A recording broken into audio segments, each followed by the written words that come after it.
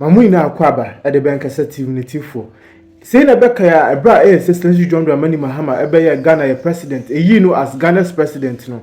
During the month of April, May, chance and cemetery for a course, especially during Chief Justice get to Torkono Kachia, almost suspended Yamami Yaya Ayasam Ketua.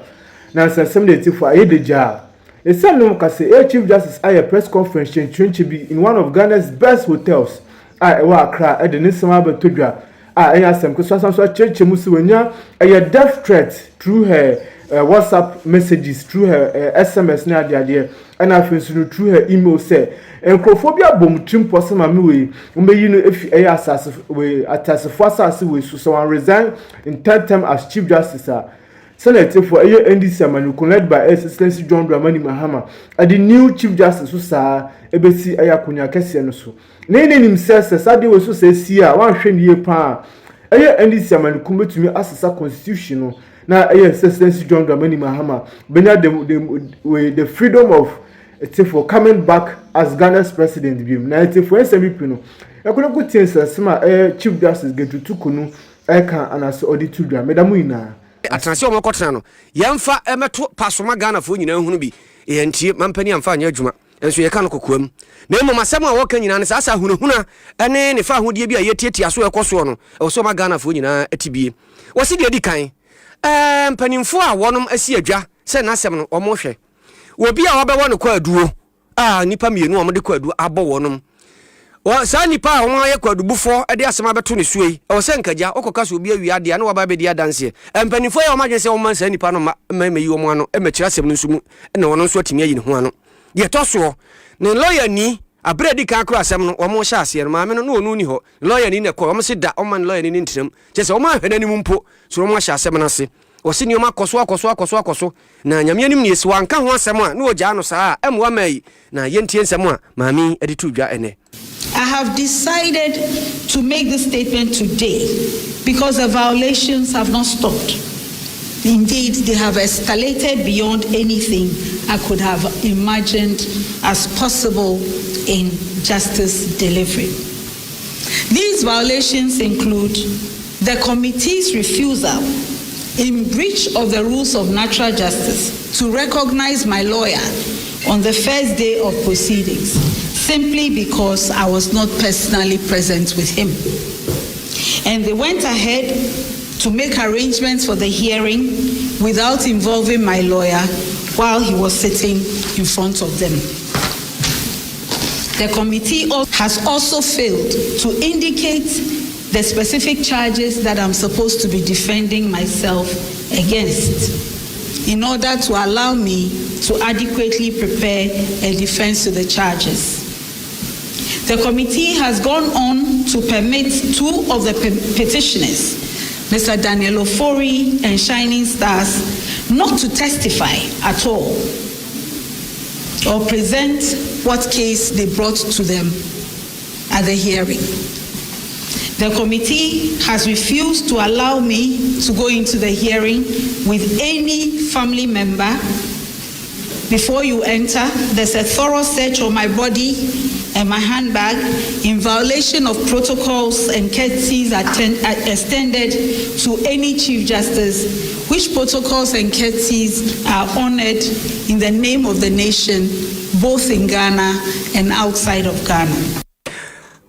Me busuani kura bia me busuani bi ba ho kura se dabi mo bia ma ho na de ya na esan asefem ne sese me panim mu te se me kwa wura mu a kwa brane de nse be miamia me de nsa hyehye bag mu chese kon be fa so kura de nsa beto me ho ahwehwe me ho no na akwa se hunahuna ne animtia bi na yebu me no wo wie ne kasa wo fam ho no wo kire mu se bia ya wo no makwa akotena asem no kura wo mo kan no se hu o si adu lodge e ho no wo se tiefo be kai a mere bi atwam atemuafo miensa bi ye chiwo mu kuma yi mu san hye wonom na nasra ni ba ko kan ho mejo sam akwa osisa e pa mo boy om kokum sam panimfo no na eye sa bia ya om na kotena om kan asem ya na ho no ye ne hu papa osuro sanse ho no ye se mu obi ama ho e na akwa akwa se ho na akwa ye bambom ne de na akwa hye wose mejo sam akwa yi a no kan ho asabre no ye fa no kun ya ye wose na oye ne wofa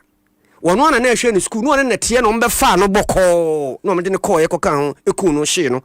na se ne yesi ye kodi na sem na se ho a ne de na kwa akotena na che se ye kwa akokae no ama areho ni su na ahye ne ma na che se ye kowie no kura also magana fo nyina tibie tirimu pa wo mpanimfo ni tirimu anti wo mutu saa na mo no. The work of the committee is being conducted in a cordoned high security zone on Castle Drive, Osu, when all Article 146 proceedings since 1993 have been held in facilities of the judicial service. It is hard not to reach the conclusion that the choice of venue against the backdrop of secrecy of proceedings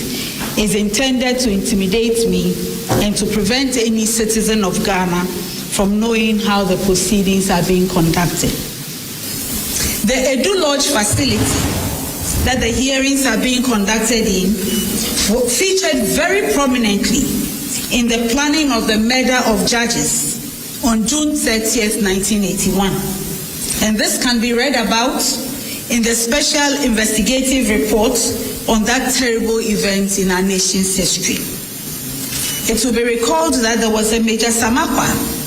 a military officer who was killed with the 3 High Court justices, who was the Director of Human Resource of GIHOC. He was my uncle and my guardian when I entered the University of Ghana in September 1980. I was also living with him at the time he was abducted and murdered. Was the Edu Lodge chosen for my inquiry to make me feel insecure? I think so. And I continue to hold the view that there's no reason why a judicial hearing is being conducted behind the high walls of Edu Lodge. Mame Gertrude Isaba Araba Torkono.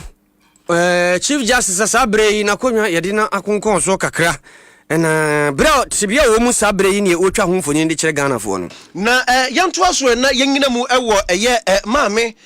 Araba Torkono eninsemu ana wo kire mu se efiri bra mampani John Dramani Mahama eje ni tumi firi ni nsam a wo kire mu se won konkon tena kire kakra na hwemu koso no weni de di kan a wato ne boase ya France ntwurofo nyina so wo haw enti haw no nsantwurofo mbra na ene ne haw no won fa nto nsantwurofo nim na nsantwurofo koye no asamba ko a wasaka bio ne se wo kire mu se ene